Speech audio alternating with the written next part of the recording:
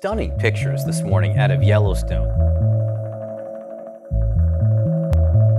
Many areas around Yellowstone Lake is my favorite part of the park. Les super-éruptions explosives comptent parmi les phénomènes les plus intenses qui se soient jamais produits à la surface de la Terre. Heureusement, aucun incident de ce type ne s'est produit dans l'histoire connue. La dernière explosion volcanique massive remonte à 26 500 ans. Les seuls indices permettant de mieux comprendre les super-éruptions et leurs impacts se trouvent dans les archives géologiques, notamment le long du chemin de Yellowstone. Le parc se trouve principalement dans la région supérieure gauche de Wyoming, bien qu'il s'étend également dans l'Idaho et le Montana. Le parc national de Yellowstone couvre 3 472 milles carrés, soit près de la taille de Porto Rico. Ce trésor national est l'endroit où les scientifiques ont fait des découvertes effrayantes qui ont le potentiel de tout changer.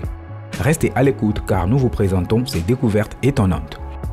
Le parc national de Yellowstone, fondé en 1872, est situé principalement dans le Wyoming. Est l'un des parcs nationaux les plus populaires du pays, avec des millions de visiteurs chaque année.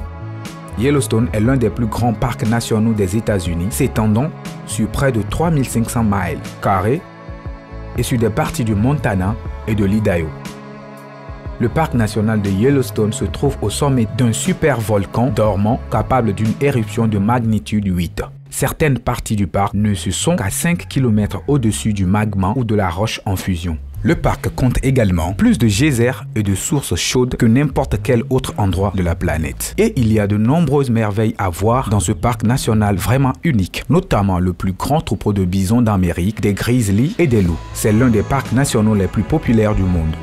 Il s'agit en réalité du premier parc national au monde créé près de 20 ans après que le Wyoming, l'Idaho et le Montana ne soient reconnus comme des États américains.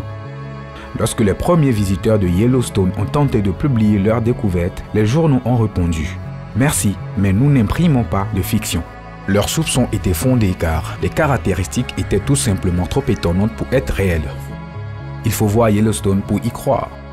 Avec ses sources d'eau chaude, ses marmites de boue et ses chutes d'eau à couper le souffle. Rien n'est comparable à Yellowstone et il y en a pour tous les goûts, des plus jeunes aux grands-parents. Le parc national de Yellowstone possède environ 50% des caractéristiques hydrothermiques du monde, donnant l'impression que la Terre est en feu. Old Faithful, l'une des merveilles naturelles les plus populaires et les plus connues des États-Unis, est le plus célèbre de tous les déserts. Les Amérindiens faisaient référence aux grès jaunes le long de la rivière Yellowstone lorsqu'ils ont donné à la région le nom de Yellowstone. Cependant, le nom du parc provient en fait du grès qui longe la rivière Yellowstone dans l'est du Montana, qui se trouve en fait à plusieurs centaines de kilomètres en aval et au nord-est du parc. Les gens pensent souvent que Yellowstone doit son nom aux couleurs jaunes vives du Grand Canyon de Yellowstone. Bien que Yellowstone soit un spectacle à voir, le parc national présente certains aspects inquiétants. En effet, le premier d'entre eux est plus facile à imaginer qu'à vivre et le simple fait d'y penser peut vous faire frémir. Les sources chaudes de Yellowstone sont fascinantes à voir et même à photographier en raison de leur teinte vibrante. Mais que se passe-t-il si un visiteur tombe dans l'une d'elles? Avant de commencer, disons clairement que nager dans l'une de ces sources chaudes est une mauvaise idée. Cette caldeira volcanique se trouve au sommet de l'un des plus grands corps magmatiques du monde, qui est alimenté par un panache ascendant de matière surchauffée. En raison de cette plomberie souterraine dynamique et violente, la masse d'eau en surface, notamment le nombre de geysers et sources, sont très acides, très chaudes et mortelles pour la faune. Le parc national de Yellowstone reste une région sauvage et parfois effrayante. C'est la raison pour laquelle 4 millions de visiteurs s'y rendent chaque année pour admirer des panoramas intacts, des ours, des bisons sauvages, ainsi que des geysers jaillissantes et des sources thermales bouillantes. Cependant, les éléments naturels uniques qui rendent Yellowstone si attrayant peuvent également le rendre dangereux pour les touristes, alors que les randonneurs de l'arrière-pays sont parfaitement conscients des dangers que représentent les grizzlies et les bisons. Les touristes de Yellowstone peuvent avoir de sérieux ennuis en se promenant près des populations, bassins de geysers et autres attractions géothermiques du parc. Le 7 juin 2016, Colin Nathaniel Scott, 23 ans, de Portland, dans l'Oregon. Il a glissé et fait une chute tragique qui a entraîné sa mort dans une source chaude près du Geyser Pork Shop. Lui et sa sœur ont quitté illégalement la promenade et ont marché plus de 200 mètres dans le bassin nourri Geyser lorsque l'accident s'est produit. Si nous pouvons tous convenir qu'il s'agissait d'une façon épouvantable de partir, qu'est-il arrivé à son corps après sa chute dans l'eau? Tout d'abord, son corps a eu l'impression de tremper dans une eau d'environ 93 degrés Celsius et 199 degrés Fahrenheit. Mais seulement tant que son système neuronal pouvait percevoir la douleur, ce qui, heureusement ou malheureusement, ne sera plus d'une minute ou deux. À cette température, l'épiderme du visiteur tardif s'est rapidement décomposé et désintégré. Ses vaisseaux sanguins à l'intérieur de son derme se sont rompus peu après, entraînant une importante perte de sang. Au lieu de se désagréger, certaines couches de peau sous-jacentes ont perdu toute leur eau et sont devenues coriaces et foncées. Et la graisse sous-cutanée sous-jacente a également éclaté. Tout cela, connu sous le nom de brûlure d'épaisseur totale, s'est produit en moins d'une minute, provoquant un choc du système nerveux et sa destruction irréversible. À ce stade, ses organes ont commencé à défaillir. Malgré le fait que le stress thermique aigu aurait déjà désactivé certains d'entre eux, la mort serait survenue en 2 ou 3 minutes. L'acidité de l'eau prend alors totalement le dessus. Certaines sources chaudes contiennent en réalité des eaux quelque peu alcalines, mais beaucoup, y compris celle dans laquelle le visiteur est tombé dans le bassin du Geyser Norris, sont très acides avec des valeurs de pH d'environ 2. Plus le chiffre est bas, plus l'eau est acide. Avec des niveaux d'acidité et des températures aussi élevées, même le squelette n'a aucune chance. En quelques heures, l'invité a disparu, s'est transformé en rien. C'était surprenant, mais il y a plus.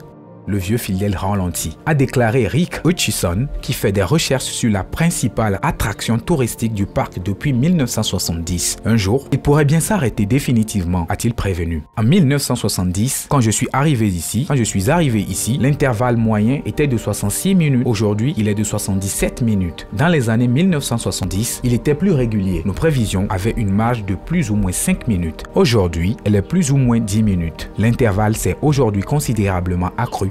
La réputation de fiabilité de Geyser remonte à au moins 150 ans. Lorsque les membres d'une expédition dirigée par l'empanteur général du Montana Henry Washburn et l'homme politique et d'affaires du Montana Nathaniel Longford l'ont appelé Vieux Fidèle. Il a été appelé le gardien de la vallée, a noté le géologue Ferdinand Hayden, qui a mené une autre expédition scientifique en 1871.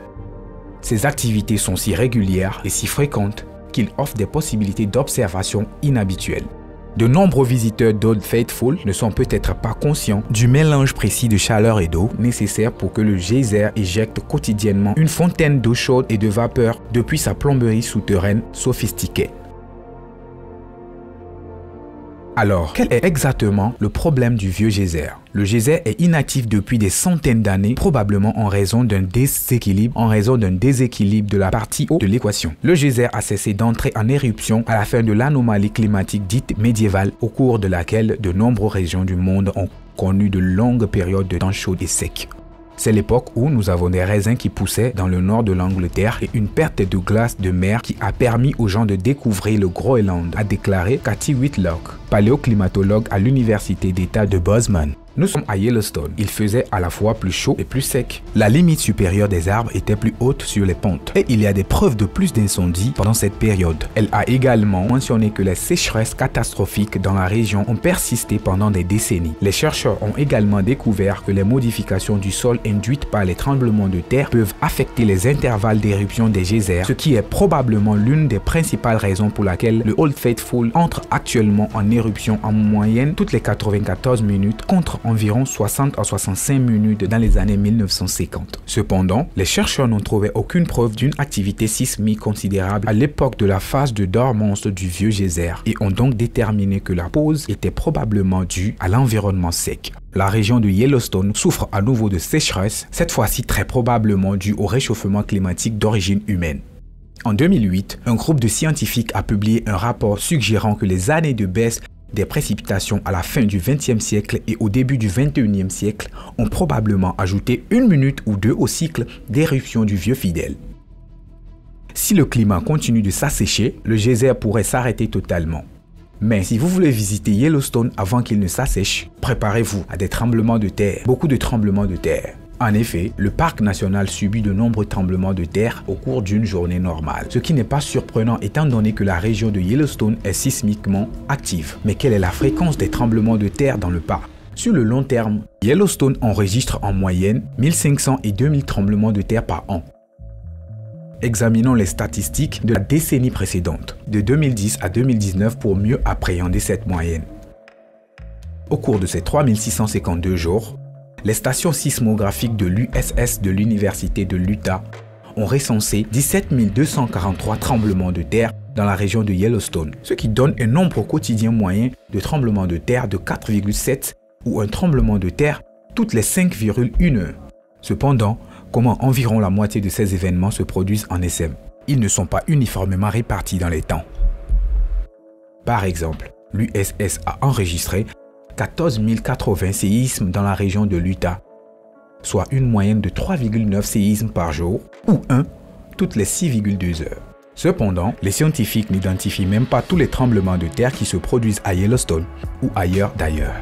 La capacité à enregistrer et à détecter un tremblement de terre est directement liée à la quantité à l'emplacement des sismomètres dans la région, ce que l'on appelle le réseau sismique. Lorsqu'un tremblement de terre se produit, l'énergie sismique se propage dans toutes les directions, mais cette énergie diminue à mesure qu'elle s'éloigne de la source. Pour déterminer la position et le moment d'un tremblement de terre, au moins 4 stations doivent l'enregistrer. Par conséquent, si vous ne disposez pas d'un réseau sismique dense, il est difficile d'enregistrer et de localiser des tremblements de terre extrêmement petits, car vous ne pouvez pas enregistrer suffisamment de petits tremblements de terre sur un nombre suffisant de stations. L'énergie de ces petits tremblements de terre disparaît beaucoup trop rapidement pour être captée par le réseau sismique. Le plus fort tremblement de terre de ces dernières années a été d'une magnitude de 4,8 en mars 2014 dans le bassin de Norris Jersey, qui a été largement ressenti dans toute la région. Faites-nous savoir si vous avez toujours envie de visiter Yellowstone dans la section des commentaires ci-dessous.